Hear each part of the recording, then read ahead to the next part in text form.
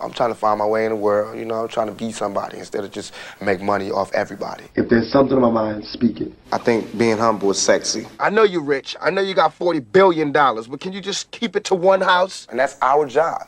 It's the spark. I just quit my job today, actually, because I wanted to come and do this. I think everybody shines in different things. We are hungry, please let us in. We are hungry, please let us in. But I love my childhood. Even though it was bad, I love it. You need to do something. He was an American rapper, author, actor, and poet. He's sold over 75 million records worldwide, making him one of the best-selling artists of all time. He consistently ranks as one of the greatest rappers ever. He's Tupac, and here are his top 10 rules for success.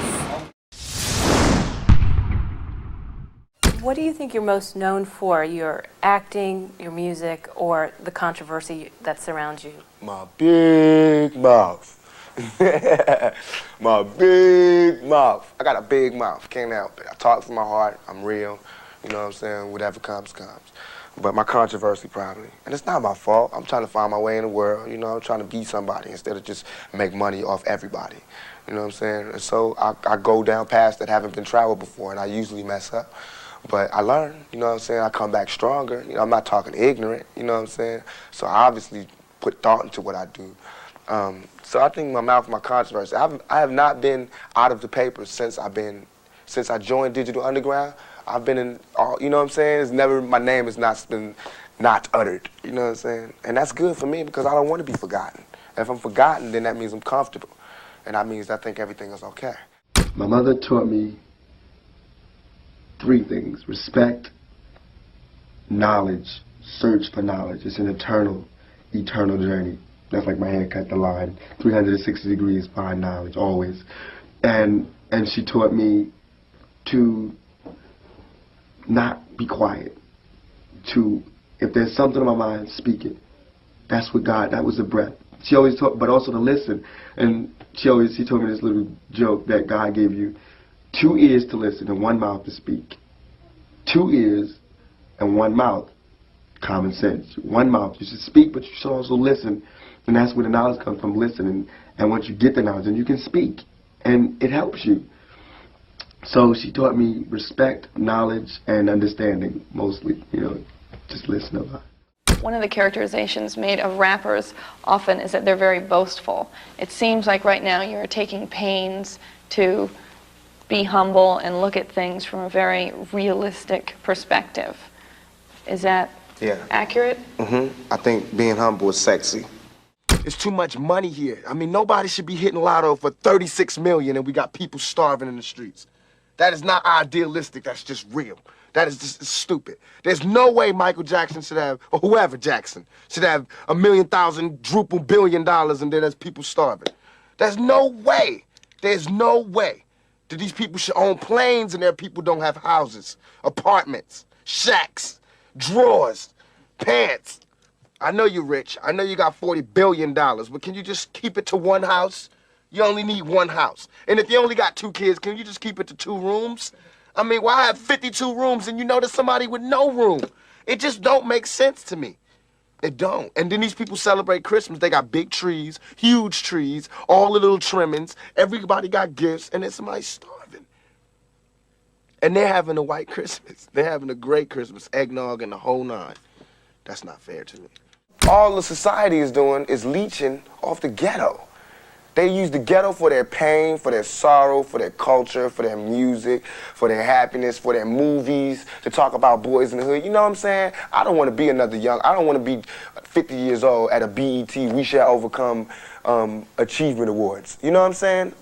Not me. You know, I want when they see me, they know that every day when I'm breathing, it's for us to go farther. You know, every time I speak, I want the truth to come out. You know what I'm saying? Every time I speak, I want to shiver. You know, I don't want them to be like, they know what I'm going to say because it's polite. They know what I'm going to say. And even if I get in trouble, you know what I'm saying? Ain't that what we're supposed to do?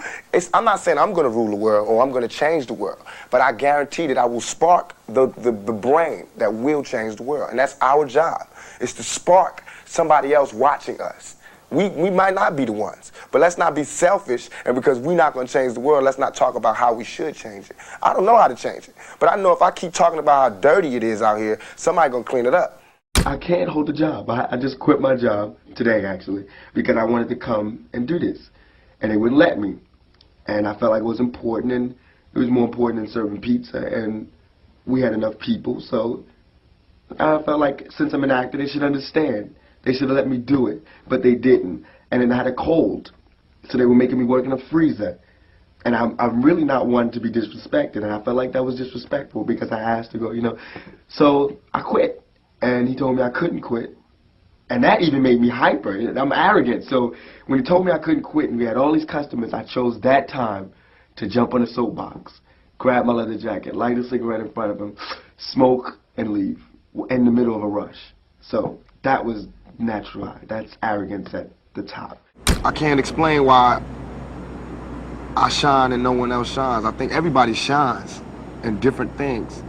And a lot of things I can't do. I can't play basketball like every other black person in America.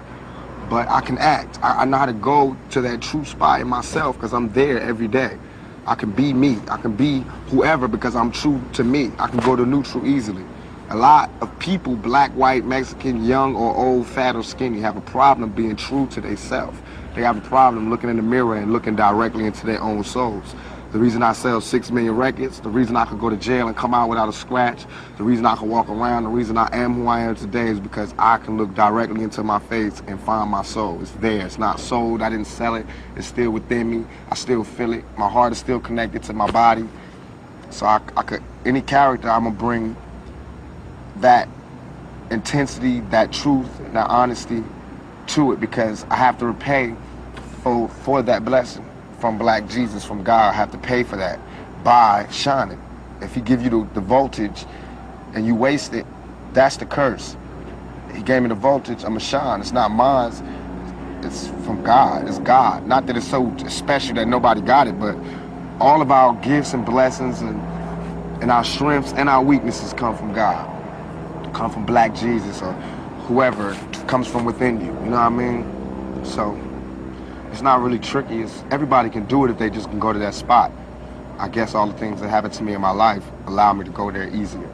The intensity of the music has built to the no hope, the I don't give a attitude. How did we get from Grandmaster Flash, the message, to where we are now in hip hop?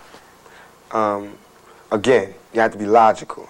You know, if I know that in this hotel room they have food every day, and I'm knocking on the door every day to eat, and they open the door, let me see the party, let me see like them throwing salami all over I mean, just like throwing food around. Or they're telling me there's no food in here. You know what I'm saying? Every day, I'm standing outside trying to sing my way in. You know what I'm saying? We are hungry, please let us in. We are hungry, please let us in. After about a week, that song is going to change to, we hungry, we need some food. After 2-3 weeks, it's like, you know, give me all the food, breaking out the door. And after a year, and you just like, you know what I'm saying? I'm picking the lock, coming through the door, blasting, you know what I'm saying? It's like you hungry, you reached your level, you don't want any more. We asked 10 years ago. We was asking with the Panthers. We was asking with them, you know, with civil rights movement. We was asking, you know, now those people that were asking, they're all dead and in jail. So now what do you think we're gonna do? And we shouldn't be angry. And my raps that I'm rapping to my community shouldn't be filled with rage.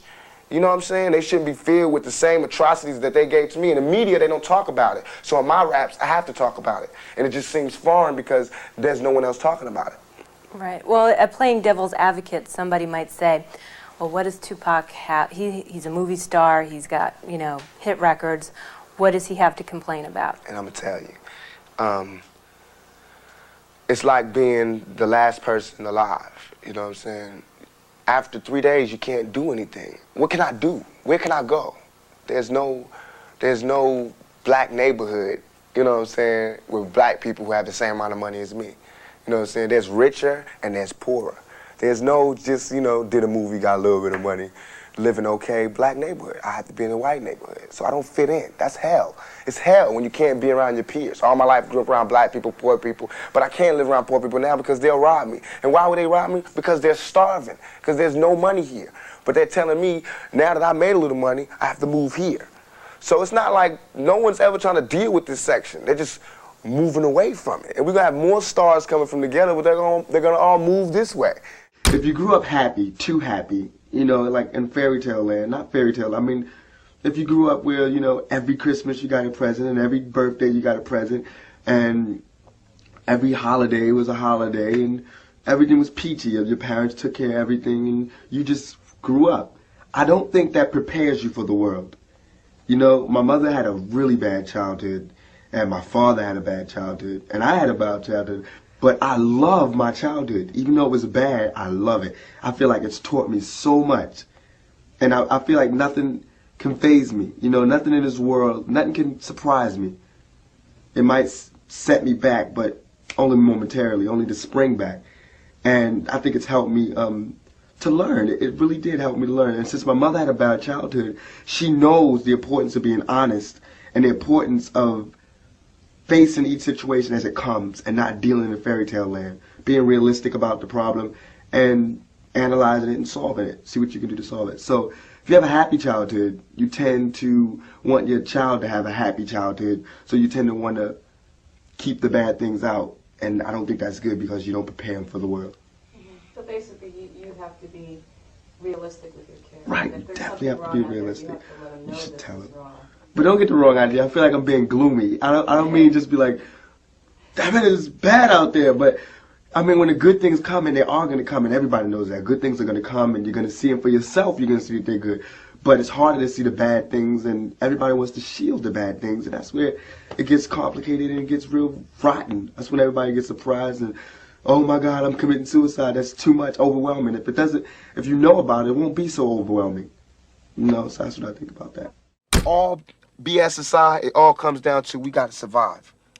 I mean, even warriors put their spears down on Sundays. We got to survive here in this country. Because I'm not going back to Africa. We got to survive here. And for us to survive here, white folks, black folks, Korean folks, Mexican folks, Puerto Ricans, we got to understand each other. We got to take a bigger chance. And when I say Americans, people think I'm talking about Uncle Sam. I mean, like, actually Uncle Sam with the gray hair and the flag. I mean you.